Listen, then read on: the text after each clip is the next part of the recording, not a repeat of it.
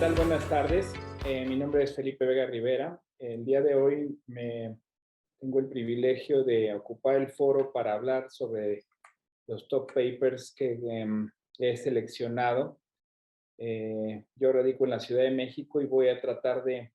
si bien ha sido un tiempo complejo en relación a la pandemia que hemos vivido en nuestro continente y en el mundo, trataré de hablar no de COVID, porque de esto está lleno prácticamente la literatura, pero voy a tratar de, para mi gusto, los artículos que pudiesen tener un punto de impacto, eh, no solamente de ahora, sino a futuro, sobre lo que se está llevando en medio del trauma, desde el trauma visto desde la parte prehospitalaria eh, hasta la parte de rehabilitación. Y seguramente dejaré a muchos de los artículos fuera de gente que conocemos del medio. Pido una disculpa si esto no favorece a algunos, pero para mi gusto estos fueron algunos de los artículos que voy a comentar brevemente, que son los que para mi parecer pueden tener a futuro un impacto importante. De tal forma que el primer artículo que muestro yo en la pantalla se refiere al uso del ácido tranexámico en el transporte de los pacientes de forma prehospitalaria que tienen incluso un riesgo alto de hemorragia después de la lesión. Es un estudio doble ciego, placebo control, randomizado, controlado, que fue publicado en línea en octubre del 2020 por estos autores de este grupo que se llama STAMP, Grupo de Estudios STAMP. Aquí hicieron una relación de muchos de los artículos que se encontraron y bueno, vieron que tomaron los pacientes que iba a hacerse intervención con ácido tranexámico, analizaron a algunos y solamente al final pues tuvimos 447 analizados de forma primaria, en donde se les iba a hacer una intervención con ácido tranexámico en dosis o abreviada o estándar o en dosis repetida en bolos. Que esto, pues básicamente como ustedes lo ven en la diapositiva, es 1 gramo de administración de ácido tranexámico o la dosis estándar de ácido tranexámico de 2 gramos o en bolos repetidos que son 3 gramos de ácido tranexámico contra un grupo similar de placebo que fueron los 456 análisis del segundo brazo. Y entonces encontramos en los estudios que la administración prehospitalaria del ácido tranexámico comparada con el placebo en sí no resultó en relación a una mortalidad de 30 días en disminuir esta. Prácticamente, como ustedes lo ven en la tabla, es prácticamente el mismo resultado. Sin embargo, los análisis de respuesta a las dosis preespecificados sí demuestran que la recepción de un régimen de bolo repetido, es decir, 3 gramos de ácido tranexámico, da como resultado una mortalidad a los 30 días significativamente menor en comparación con el placebo. En los pacientes que recibían tratamiento prehospitalario con ácido tranexámico durante la primera hora después de la lesión y en aquellos con evidencia de shock severo prehospitalario. El análisis entonces de estos subgrupos sugiere que el ácido tranexámico de forma prehospitalaria, ahí sí se asocia a una menor mortalidad a los 30 días a la mortalidad a los 30 días. De tal forma que esta administración de ácido tranexámico en la parte prehospitalaria durante el transporte, ya sea aéreo o terrestre, es segura y puede administrarse a pacientes con riesgo de hemorragia. Si tratamos de conjuntar ya los datos gruesos, de tal forma que el riesgo de mortalidad a los 30 días fue menor en este subgrupo de dosis repetidas de 3 gramos, cuando se aplicó dentro de la primera hora de ocurrida la lesión. O en pacientes también que tuvieron shock severo con presiones arteriales sistólicas menores de 70 milímetros de mercurio, según los signos vitales de inclusión que fueron calificados. Un siguiente estudio que habla también sobre el ácido tranexámico, recordando que este es un antifibrinolítico que ya tuvo estudios previos en donde se utilizó en hemorragia y quitaron a los pacientes que tenían trauma craneoencefálico, que es el estudio CRASH-2. Ahora encontré este artículo que, si bien pudimos haber metido el CRASH-3, pero tiene pues 2 años antes de este artículo, este artículo que habla sobre el entender el efecto neuroprotector de este ácido tranexámico en una exploración de los pacientes que ya habían sido randomizados del CRASH-3.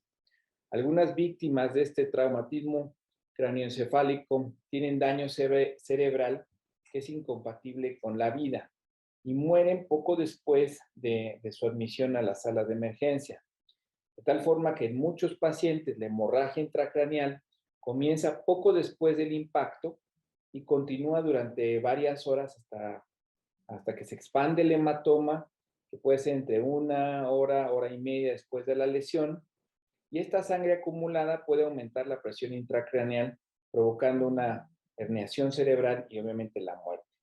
Entonces, la premisa terapéutica de este ensayo de CRASH-3 fue que el tratamiento oportuno con ácido tranexámico podría reducir el sangrado intracraneal y prevenir algunas de las muertes tempranas relacionadas con el sangrado, de tal forma que si de inicio no se había considerado al traumatismo craneoencefálico como parte del primer estudio CRASH-2, y de hecho prácticamente lo excluían en el análisis final, en este CRASH-3 y en este artículo de investigación sí se analiza tal cual el concentrado tanto del CRASH-2 como el CRASH-3. Entonces, se ve que el ácido tranexámico reduce de forma segura las muertes tempranas en pacientes con traumatismo craneoencefálico que no están moribundos, es decir, los pacientes con trauma craneoencefálico que tienen o leve o moderado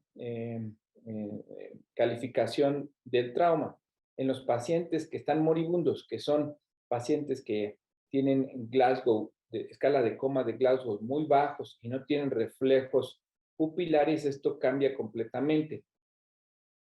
El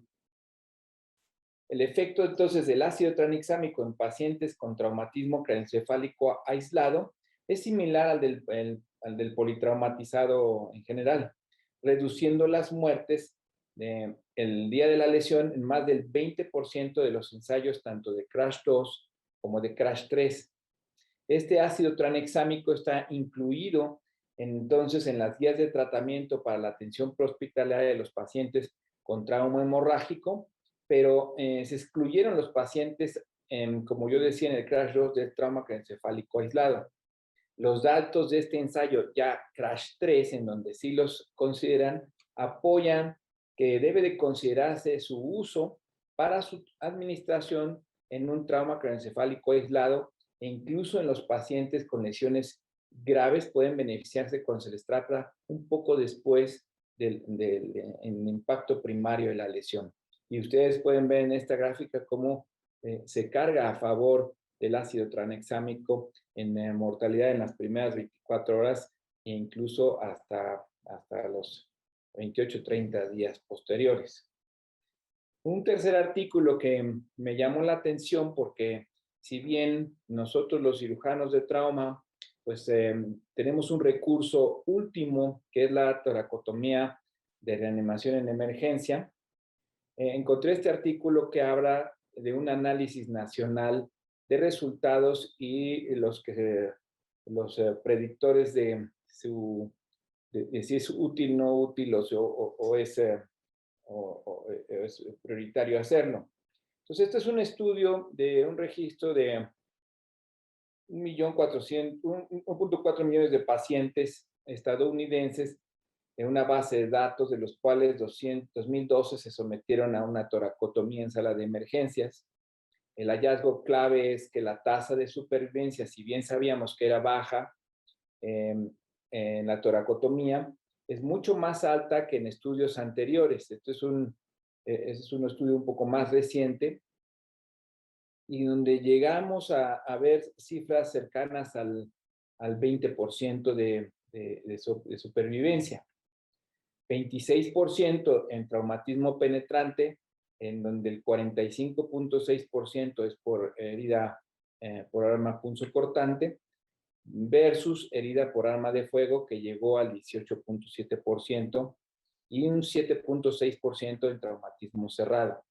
que prácticamente sigue siendo muy similar a los estudios previos que se habían publicado sobre la, lo, la sobrevida que puedan tener. Entonces, los predictores independientes de mortalidad en este estudio fueran que el paciente tuviese 60 años o más, que fuera un traumatismo contuso, que tuviera pulso prehospitalario de menos de 60 latidos por minuto, que tuviese pulso en el servicio de urgencias de menos de 60 latidos por minuto y ausencia de signos de vida a la llegada al servicio de emergencias. Estos eran los pacientes que eran los factores predictivos de mortalidad.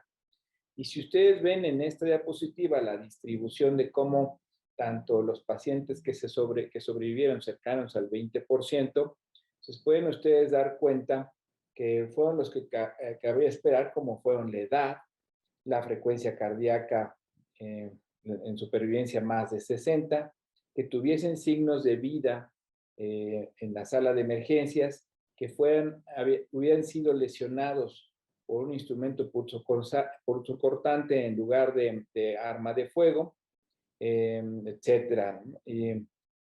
por ejemplo, un paciente con puñaladas, el periodo de supervivencia se acercaba incluso al 50%. Y esto es mucho más alto de los que vimos en estudios anteriores tipo Winchester, por lo que sospecho que se está realizando toracotomías con un cohort diferente de pacientes o con una prontitud prehospitalaria diferente. Sin embargo, la toracotomía de reanimación en emergencia sigue siendo inútil, como ustedes pueden ver en los resultados finales, en pacientes con un trauma contuso que se presenta a la sala de emergencia sin signos de vida. Pasando también a otra parte de lo que acontece en el medio prehospitalario, que en los últimos tiempos no habíamos comentado mucho de los artículos que pudiesen tener impacto en la parte prehospitalaria. Escogí que es un estudio multicéntrico sobre la actuación prehospitalaria y los procedimientos que se realizan en pacientes con trauma penetrante. Este fue un estudio de ensayo observacional, prospectivo, multicéntrico, como lo comenté, que fue patrocinado por la Asociación del Este de Cirugía de Trauma de los Estados Unidos, en adultos que tuviesen más de 18 años, obviamente, con trauma penetrante en el torso y extremidad proximal, que se presentó en 25 centros de trauma urbanos. Se examinó en este estudio el impacto que tenían los procedimientos prehospitalarios y el mecanismo de transporte sobre la mortalidad hospitalaria. Y más o menos de los 2.284 pacientes incluidos, el 60.7% fueron sometidos a procedimientos prehospitalarios como intubación, etcétera. Y ustedes pueden ver en esta lista los procedimientos que fueron intubación, accesos venosos, vía intraósea o acceso intraóseo, reanimación con líquidos, cricotiroidotomía, inmovilización cervical, espinal, descompresión pleural, estabilización pélvica, colocación de presión sobre las heridas para cohibir hemorragias, torniquete, y algunos otros que no fueron directamente especificados, y cuántos de estos se hicieron tanto en escena o durante en ruta al transporte. Entonces, todos los procedimientos prehospitalarios examinados, excepto la reanimación con líquidos, se realizaron con más frecuencia en la escena que durante el transporte. Se realizó una regresión logística univariada, como ustedes lo pueden ver, para examinar las probabilidades de mortalidad asociadas con los procedimientos prehospitalarios que se realizaron, como la intubación, acceso intraóreo que ya mencioné, la reanimación con líquidos, la inmovilización de columna cervical y la descompresión pleural, que se asociaron todos estos significativamente a un aumento en las probabilidades de mortalidad. Por el contrario,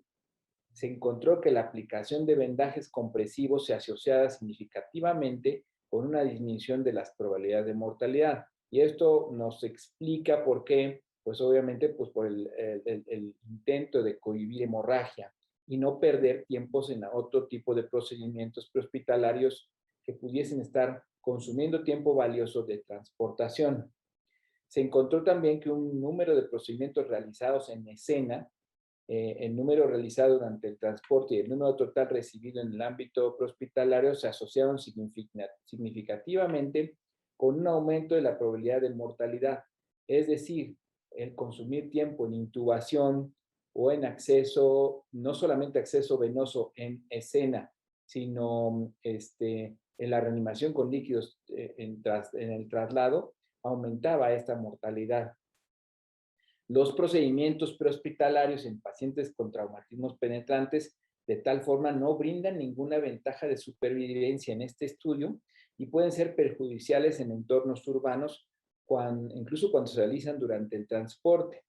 Por lo tanto, se deben prescindirse, de acuerdo a este estudio, de realizar procedimientos hospitalarios en lugar de transporte inmediato para mejorar los resultados de los pacientes con lesiones penetrantes del tronco, en donde la prioridad es la hemorragia. En conclusión, los procedimientos prehospitalarios utilizados siguen realizándose en trauma penetrante, tratando de conseguir una supuesta estabilización. Los procedimientos de preservación de volumen o de control de hemorragia, llámense torniquetes y vendajes compresivos, no se asociaron con daños y pueden ser de beneficio. Además, la obtención de un acceso intravenoso en el entorno prehospitalario también parece ser de beneficio y se debe considerar la realización de este procedimiento en ruta al hospital, ya que no solamente el colocar la vía venosa en escena y aparte infundir soluciones sí completamente cambia y se va hacia el aumento de la mortalidad. Se encontró que estos procedimientos prehospitalarios restantes examinados no imparten ninguna ventaja de supervivencia y pueden ser dañinos en entornos urbanos, incluso cuando se realizan durante el transporte. Estos procedimientos deben abandonarse en favor del transporte rápido, donde se pueden realizar el control quirúrgico definitivo del sangrado y la reanimación con hemoderivados ya en el hospital. Las pautas de las organizaciones nacionales del trauma para disminuir la utilización de procedimientos hospitalarios en vías de querer estabilizar deben cambiar en el trauma penetrante urbano, ya que es mejor priorizar en el transporte y hacer procedimientos en ruta que hacerlos en escena, y esto puede ayudar a cambiar la práctica y salvar más vidas. Con este mismo fin, encontré otro nuevo estudio en donde, si hablamos ahorita, que tocamos el punto de los hemoderivados, hablamos de este estudio que es una revisión sistemática y metaanálisis que fue publicada en este año en un grupo canadiense, en donde hablan sobre el tratamiento del uso del plasma liofilizado y qué estudios hay actualmente. Sabemos que el tratamiento de la coagulopatía por traumatismo agudo se ha orientado hacia la sustitución rápida de los factores de coagulación con plasma congelado, que es el que habitualmente usamos en todos los hospitales. Sin embargo, existen dificultades logísticas para proporcionar este plasma frío congelado. El plasma liofilizado, que es lo nuevo, que es el freeze-dried plasma, puede tener ventajas logísticas que incluyen un almacenamiento más fácil y un tiempo de preparación más rápido, ya sea que se reconstituye con solución, Y esta revisión evalúa la viabilidad, eficacia y seguridad del plasma liofilizado en el trauma. El plasma liofilizado, solamente como historia, no es nuevo, fue utilizado y se abandonó en la Segunda Guerra Mundial. En este estudio se incluyeron estudios que se realizaron en pacientes adultos con trauma hemorrágico de más de 16 años de edad, en los que se utilizó el plasma liofilizado para esa reanimación, y se incluyeron los pacientes que recibieron al menos una unidad de plasma liofilizado dentro de las primeras 24 horas de la evaluación.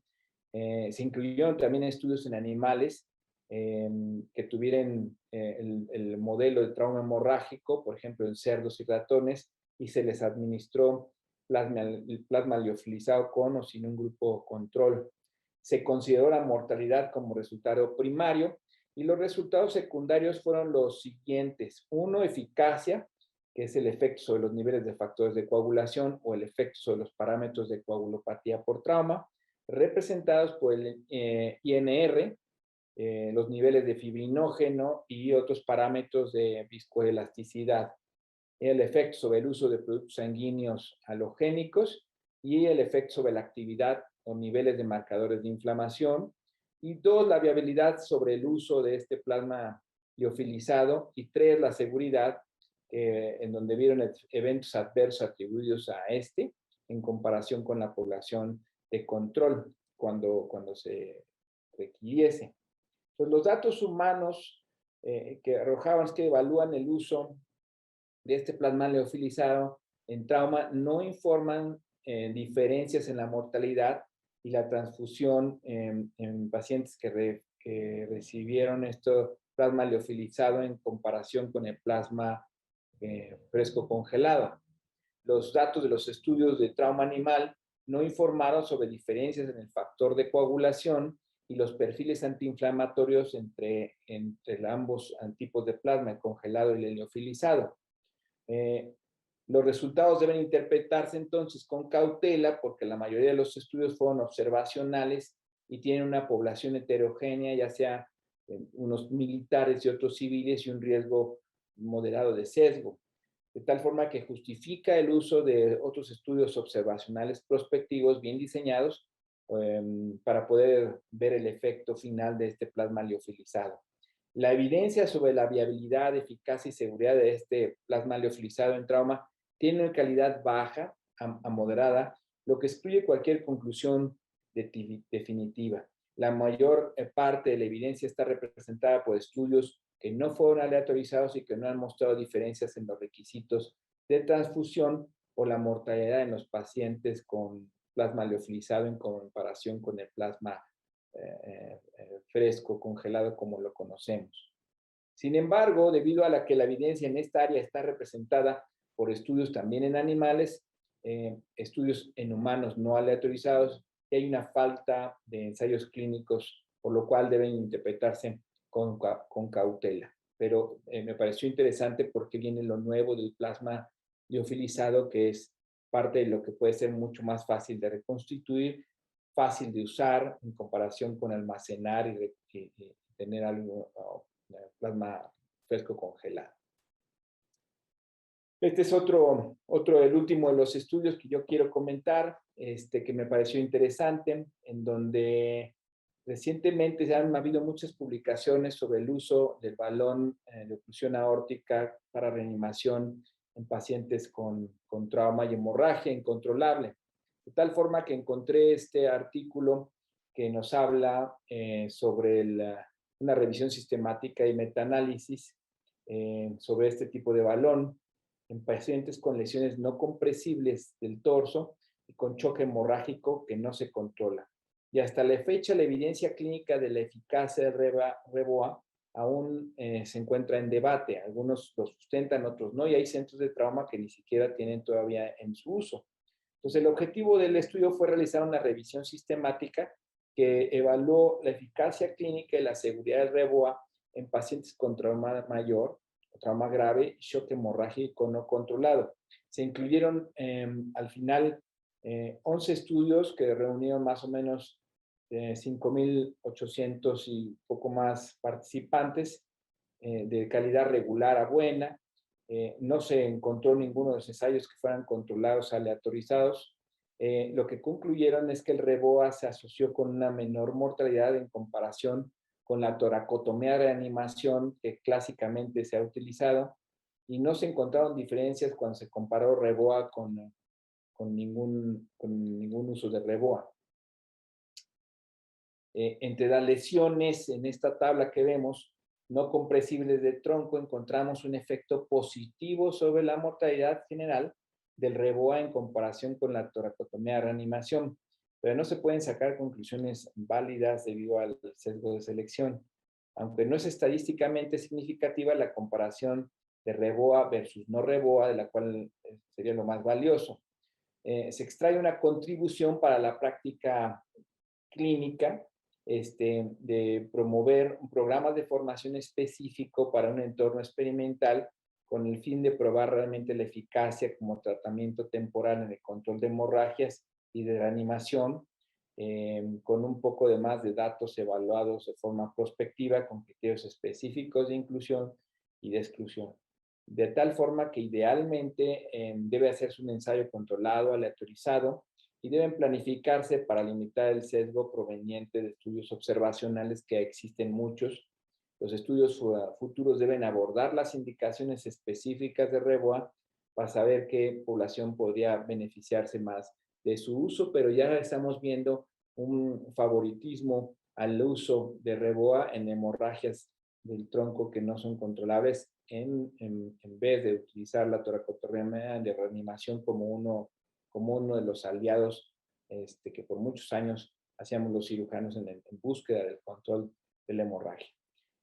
Estos fueron los artículos que me parecían un poco más de sustento. En mucho COVID en la literatura, no quise incluirlo porque creo que la comunidad científica estamos hartos no nada más del COVID, sino también de sus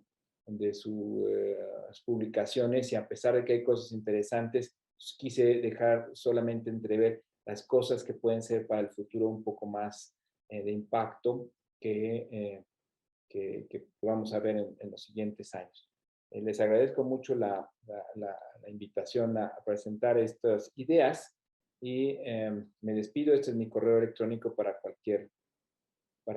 duda y comentario. Muchas gracias.